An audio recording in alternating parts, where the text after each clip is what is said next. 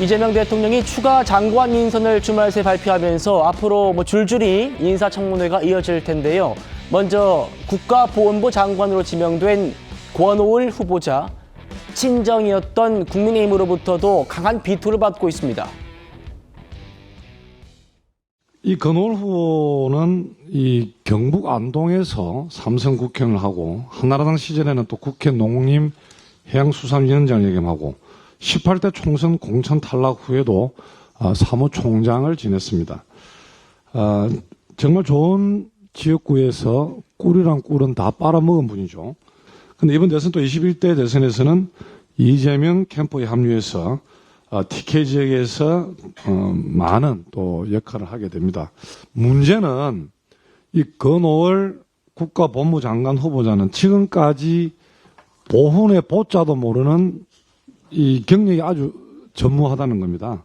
보훈을 정치화하려는 작태가 이미 보이지 않나.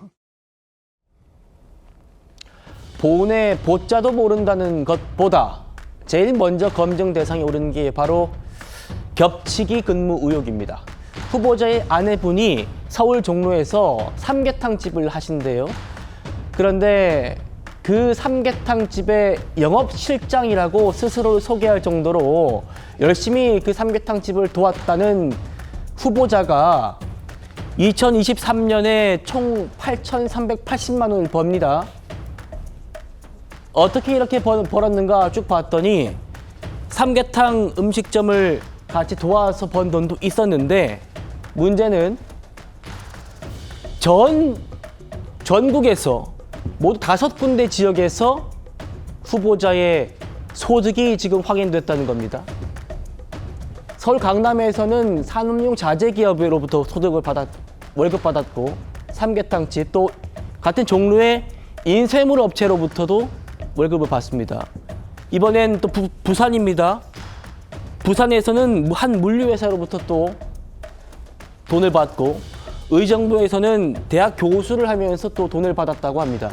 그래서 이제 8,380만 원 벌었다라는 거고요. 작년에도 한 인쇄업체 빠지고 거의 비슷한 곳에서 7,290만 원을 벌었다고 지금 되어 있습니다. 다음이요. 최 의원님. 국민의힘에서는 스스로 삼계탕집 영업실장이라면서 서빙까지 했다는 분이 그 같은 기간 동안에 어떻게 5군데에서 급여를 받느냐. 혹시 분신술이라고 썼느냐. 김민석 총리 후보자처럼 혹시 스폰서가 있는 것 아닌가, 이런 얘기까지 하는 것 같습니다. 사실은 저 액수나 그 근무했다는 장소 이런 것들을 종합적으로 보면 당연히 강민국 국민의힘 의원이 제기했던 것과 같은 의문을 가질 수가 있죠. 근데 또 조금 한 발좀 떨어져서 보면 액수가 그렇게 크지가 않아요. 그렇죠? 하나하나가. 예. 그러면 이제 우리가 흔히 어디에 근무했다고 할 때 월급을 받았을 수도 있고, 아니면 이제 풀타임으로 근무를 했을 때, 아니면 파트타임으로 근무를 했을 때, 이런 것들을 좀 나눠볼 필요도 있을 것 같고. 활동비 명목으로도. 아니면 또 예를 들어서 인쇄물 업체 같은 예. 데에서는 인센티브 명목으로 받을 수도 있는 거거든요. 꼭 근무를 안 해도. 예를 들어서 어디 특임 교수 같은 경우만 봐도 특임 교수가 상근자로서 강의를 매번 하고 이런 건 아니거든요.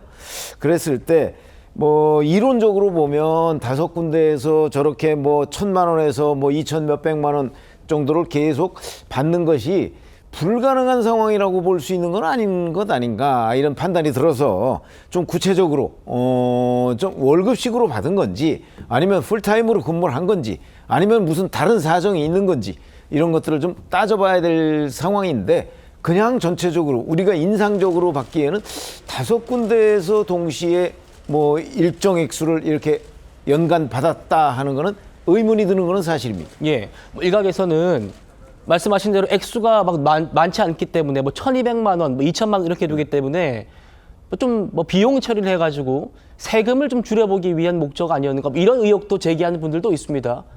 이 부분도 좀 인사청문회에서 검증이 또 돼야 될 것 같고요. 또 다른 의혹도 있어요.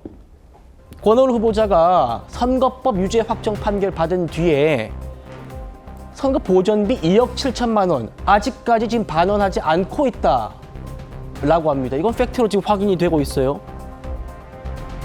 권 후보자가 2018년에 경북도지사 선거에 출마합니다. 이때 바른미래당 소속이었는데 낙선했어요.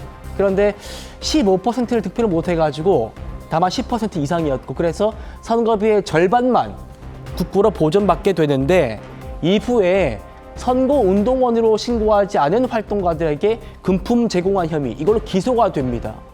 그리고 2021년에 이게 대법원에서 확정 판결이 납니다. 집행유예로. 이렇게 되면 떨어진 낙선자라고 하더라도 선거비 보전도 못 받게 됩니다. 자격을 잃게 되거든요. 그래서 30일 이내에 이 2억 7천만 원 보전받은 이 돈들을 다 반환해야 되는데 이걸 지금 아직 안 내고 있어요. 다음이요. 권을 후보자 해명은 집을 팔아야 할 정도로 21대 총선 때 정말 힘든 상황이었다. 지금 와서 뒤늦게 반환하는 게 오히려 부자연스럽기 때문에 내 재심만 받아보고 그 판단 따라 납부하겠다. 이렇게 지금 해명을 하고 있습니다. 설주환 변호사님. 네. 그런데 정말 집이 어려워서 형편이 어려워가지고 그 선거 보증비 못 낸다고 했는데 이번에 그 재산 등록한 거 신고된 액수 보니까 13억입니다. 네. 13억 갖고 있는데 지금 2억 얼마를 지금 못 내고 있다는 거 아닙니까? 이 부분도 좀 납득이 안 된다라는 게 야권의 주장이에요. 저도 좀 이해가 되지 않습니다. 아까 뭐 1,000만 원이라든지 아까 그 동시다발적으로 뭐 월급을 급여를 받은 부분은 뭐 저도 뭐 그럴 수도 있다. 아니면 자문이라든지 뭐 상근 근로가 아닌 경우에는 뭐 그럴 수도 있는 부분이 있다라고 하고 또 김민석 총리 후보자 인사청문회를 겪고 나니까 뭐 저 정도는 뭐 그냥 천사처럼 보이기 정도로 정말 김민석 총리 후보자에 대한 청문회가 참 너무 가관이었다라는 생각이 좀 듭니다만은 좀 이 부분은 이해되지 않습니다. 특히나 선거보전비 2억 7천만 원에 대해서 위반한 부분이 나왔었는데요. 선관위는 도대체 뭘 하고 있었죠? 여기에 대해서 어떠한 법적 집행 자체를 전혀 하지 않았다는 건가요? 그리고 권오을 후보자가 지금 얘기를 하고 있는 재심이라는 것은 어떤 새로운 증거가 발생을 했을 경우에만 재심 청구의 사유가 되는 것인데 지금 그러한 사유에 대해서는 명확하게 얘기를 하지 않고 계시면서 단순히 어떤 선거 보전비를 납부하지 않기 위해서 그냥 재심을 받아본 다음에 하겠다라고만 얘기를 하고 계시거든요. 재심에 해당할 만한 어떤 결정적인 정말 그 판결을 뒤집을 만한 객관적인 어떤 증거가 있으시다고 한다면 그 부분은 언론에 공개를 하시는 게 맞습니다. 그래야지만 본인이 어떤 반환금에 대해서 지연을 하고 있다는 것에 대해서 정당성이 부여되지 않겠습니까? 그렇다고 한다면 이렇게 그 선거 낙선 후에 어떤 본인이 선거법으로 처벌을 받았음에도 불구하고 선거 보전 비용을 반환하지 않고 있다. 그러면 앞으로 지금 이재명 대통령 같은 경우에도 만약에 그러면 400몇 억이라는 이 당에서 이걸 반환을 해줘야 되는데 만약에 유죄가 확정된다고 한다면요. 100만 원 이상.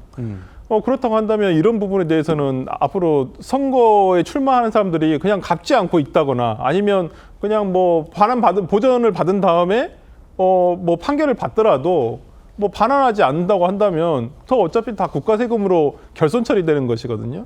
그럼 정말 그 도덕적 해이는 어떻게 할 것인지 장관 후보자로서 설선수범을 보여야 될 분이 오히려 이런 부분에 대해서 회피를 하고 있다는 모습은 저는 굉장히 부적절하다고 보입니다.